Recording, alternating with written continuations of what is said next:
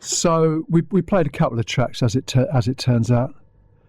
Would you say a bit more about what else you can do with YouTube clips and what they are? Because I notice a lot of mainstream television channels now take news shows and so forth, and they turn up as clips, and you seem to be going the other way around it. Yeah, so most of my content is raw, real, authentic, and it's literally short videos that I do myself on my in real time on my actual phone. So I don't do much cutting up of stuff. Like, obviously, because I'm being interviewed by you at the moment, then afterwards when you pass me the recording, that'll be put into pieces. It'll be, uploaded as one show, but then it will also be put in certain pieces. And I do have a social media AI tool that I use to chop up bits of the video, but the tool I use doesn't pick the right sections that I need. So I still have to manually do most of it myself. So it doesn't really save me much time, to be honest. But because of me being raw, real, authentic, I stand out, because everyone's using, well, not everyone, a lot of people are using AI. They're using AI even to do the shows for them, right? But I'm all about community building. We were just having a chat about the fact that on my channel, I'm always answering comments, as many as I can, consistently, usually on a daily basis. So I'm always very engaged with my community, and I also do late night chat shows as well. So besides my vlogs, which are video logs, which I do every day, I mean, yesterday I did over 20, and then I did like 22. So, but I was doing 3 to 5 short videos every day. Short videos, they're called shorts on YouTube. Yeah. And they're anything from 15 seconds to 3 minutes nowadays. And literally all you have to do is go in YouTube, in the YouTube app, click record within the YouTube, and just record your short, and then give it a title, put a caption on if you want, and then literally that's it. You just publish it to YouTube. So you can do them very much in the moment. But also I went shopping yesterday and I recorded bits of my shopping trip. This is how real and raw authentic I am. And then I put that on YouTube later and clipped it together, because Shorts has a way that you can clip segments together now, so you can clip different does it? Together. Yeah. So, well, that's interesting to me, because I can't work out how to control the sequence of it. It seems that YouTube serves up one short and then it'll do another one, but there's no rhyme or reason what the sequence is. Yeah, you can't you can't control what YouTube shows to other people, but within the shorts itself, if you want to create a short video, you can put videos on your phone, and then you can go in the Shorts tab, and via the Shorts tab in your app. So it's like, basically, when you go on your phone, let me do it without doing it, if you know what I mean. So if you open the YouTube app, for the people listening at home, you've got a little, I've got an Android phone, so you click the plus button, and then it'll come up with, Will can see this, you can't see us unfortunately, but it'll come up with a screen, and I'll have a little red button, and you press play if you want to record directly in the YouTube Shorts app, and then you can add sound, so you can add music on it. It comes out as 15 seconds default, but you press a 15 button, it changes to 3 minutes, so you can have up to 3 minutes. Okay. If you want to add videos, so say you record lots of little video clips, you then, instead of like going to the Shorts and pressing record, you would go to the add. There's a little square in the bottom left hand corner, click add, and you can go to your phone, and then you can click multiple video clips to add them together, and then that's how you do up to 3 minutes. Up to 3 minutes. Okay. But if you add music behind it and you add multiple video clips, it will clip the first little bits of them usually together. So if you want to create, so for example, when I go to the aquarium, I post so much different stuff on my channel. Literally everywhere I go and whatever I do, I literally do daily vlogging. So it's like telling my story of my real life consistently. So when I do aquarium videos, like I have got a lot of video footage from the aquarium when I went there a few weeks ago in Plymouth Aquarium. Right. I haven't even posted it all yet, because I took over like 56 video clips. and so I spread them out or something. But I do like little, they're a bit like galleries, so they're like little, they're all the videos, like not all of them, there are a number of the videos linked together, say 24, I think that's the maximum you can put together, and I put music behind it, and it'll clip just little bits of the 24 videos together. So I'll have like highlights of the aquarium, so it's like a highlight reel. Right. And so it'll clip it, because obviously it can't put, if you've got like footage that's over 3 minutes long, it can't fit that into 3 minutes. So it will clip bits out of the video, usually the beginning bits. And if you put music, it will, whatever music track you pick, it will sync it to the music. Right, and just going slightly to one side of this, the music can be what people would regard as copyright music. So there's all sorts of music is available. Yeah, is that so right? the music is only the music which is within the shorts, and you can only record it for up to a minute. After that, it stops you because it's copyright. So if you want to do a 3-minute video, you will not be able to put music behind the whole 3 minutes or so. Could you put 3 different tracks? I haven't worked out if that's possible to do that. At the moment, I only know how to do 1 track, and they were literally, usually if you click 3 minutes, it will not let you put music on there at all. However, in the last, I think it was 24 hours, I've noticed that it looks like you might be able to put sound on part of the video for the minute, but not the rest of it. Okay. But well, YouTube is bringing like 25 new features out, I think, at the moment. Yeah. So well, look, it's all evolving. we will come back. I suggested to the audience, and by the way, we've got at least one listener. Hum is listening. Hello. He is a sound engineer. If the microphones pack up, he'll probably send another message to let us know. It's nice to meet you virtually through the airwaves, the radio waves. So we'll come back to your book about how to date an AI bot. I don't know if that's the title, but that's... It is. It's called How to Date an AI Bot. And the subtitle is Build Relationships with AI Companions Confidently and Safely. Okay. So, yeah.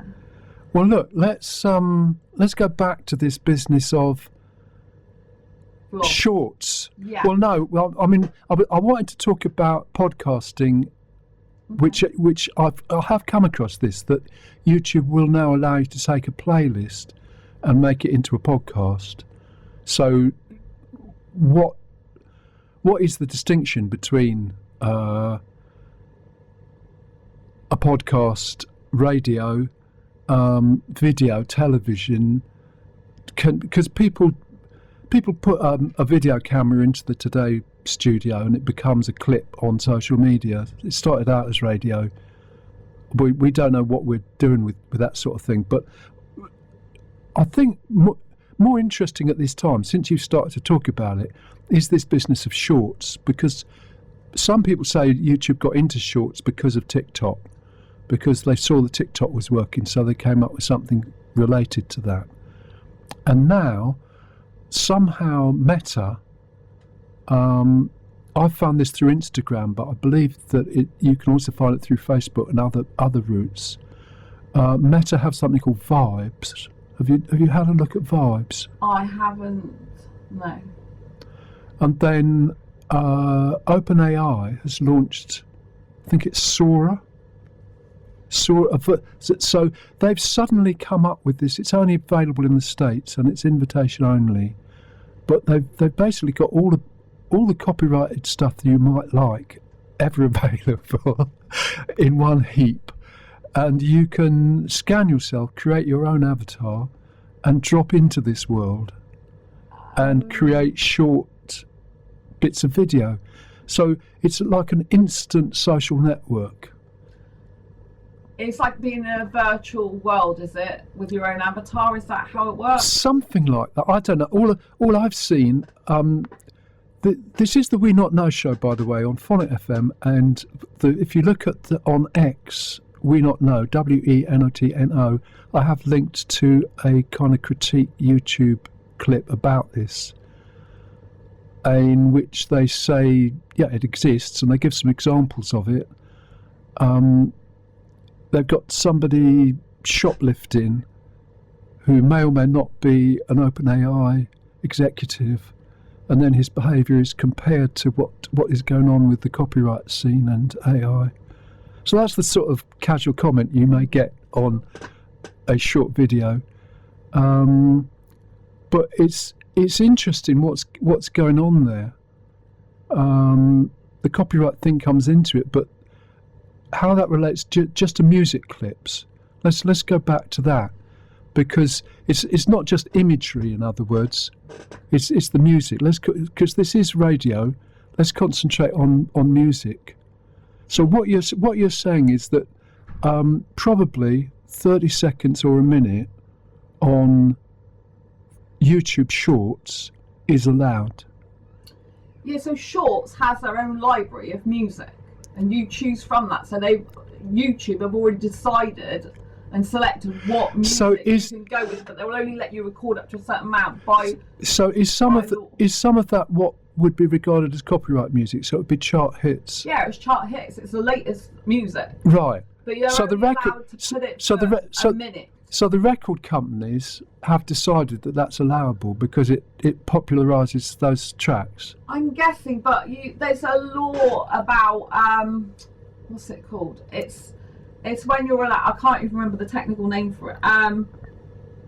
You have to put a disclaimer. Well, you don't have to put a disclaimer with Shorts anymore, but if you put music in your channel videos, usually you have to put a disclaimer about where you got it.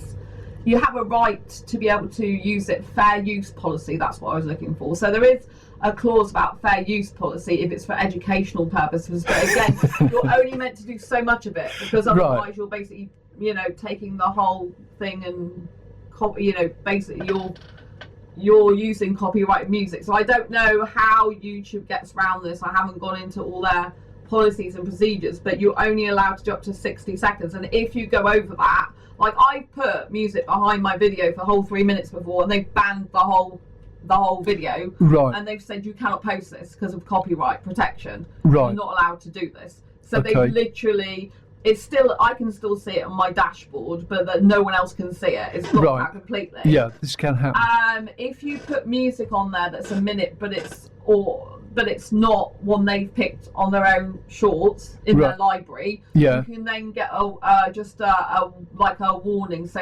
it's not a strike. So YouTube has different ways of doing things. So you can just get like a warning saying, just to let you know, this is copyright music. It's not shown in some territories, but other territories it's allowed in.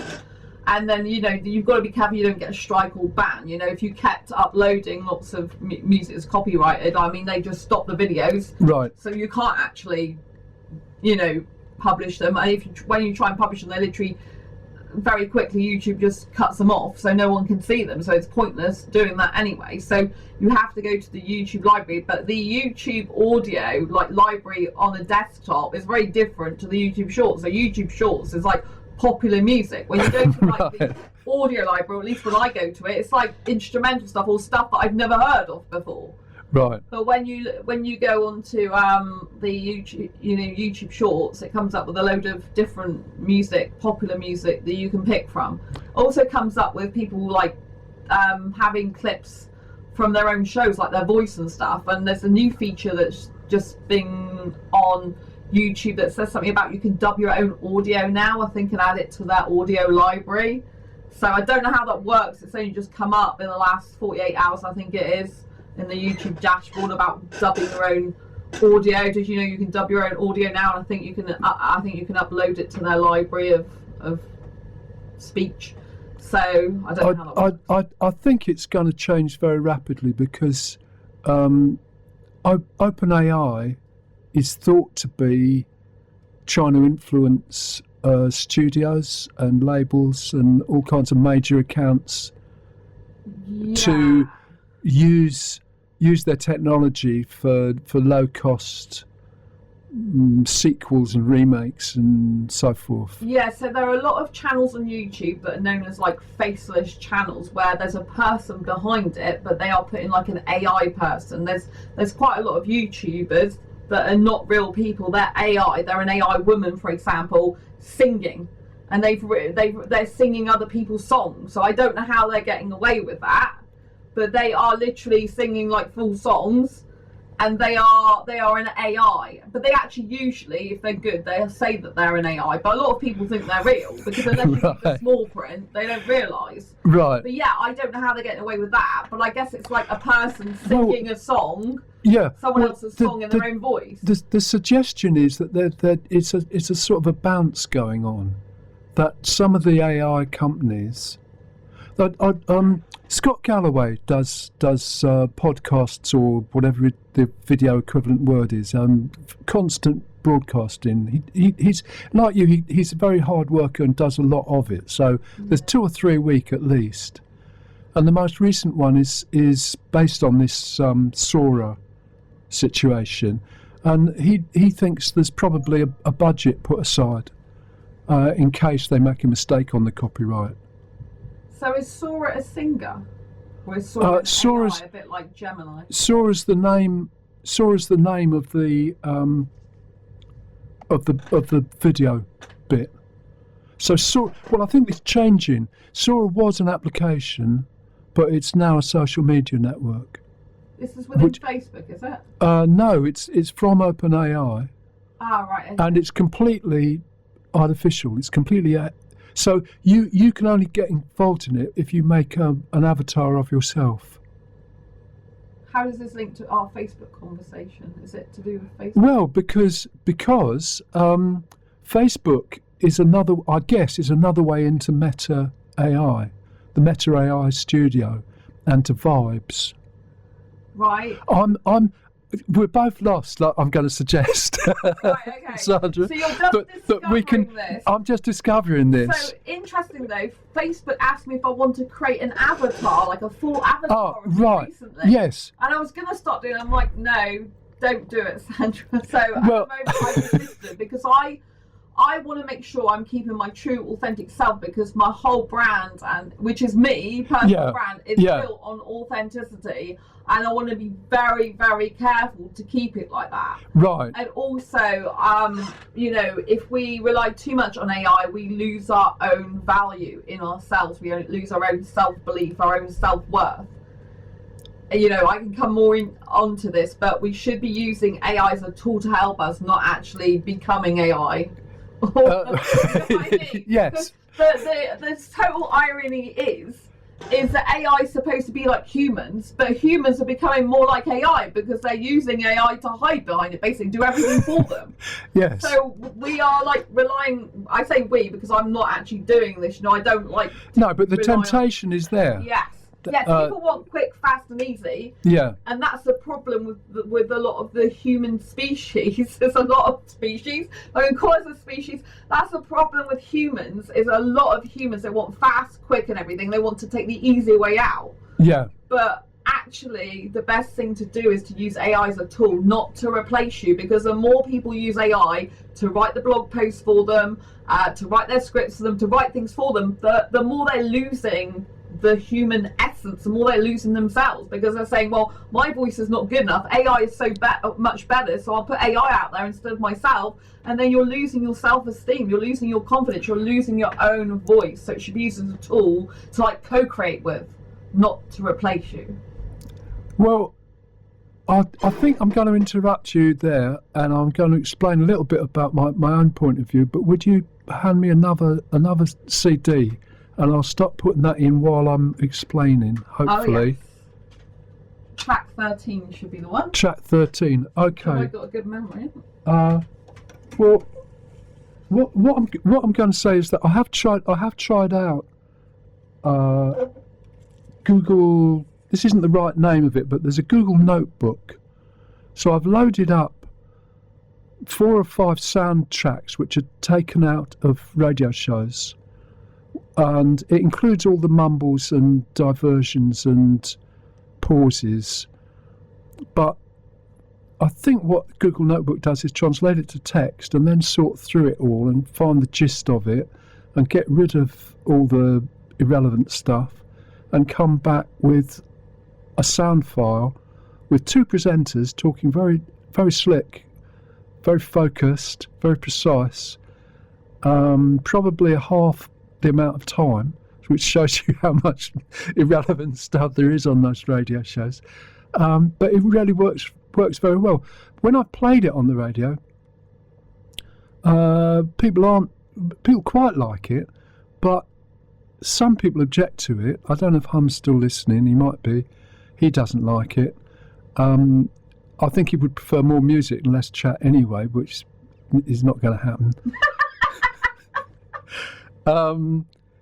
But the thing is, I think it works really well. For some purposes, they're doing a good job there.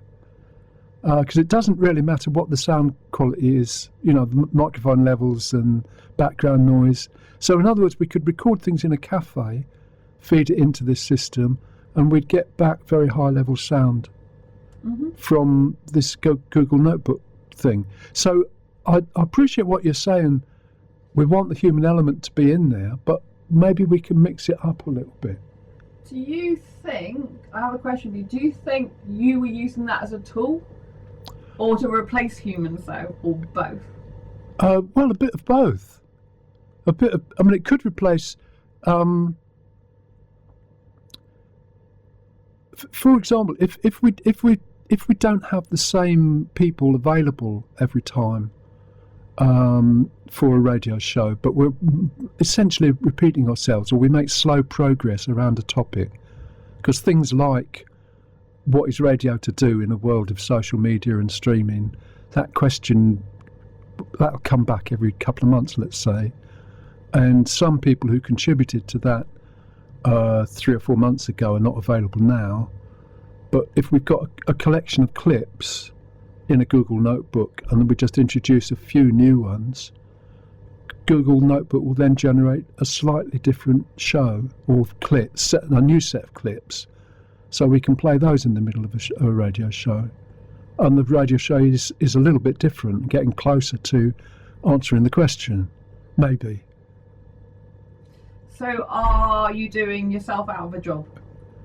Well, possibly, to some extent.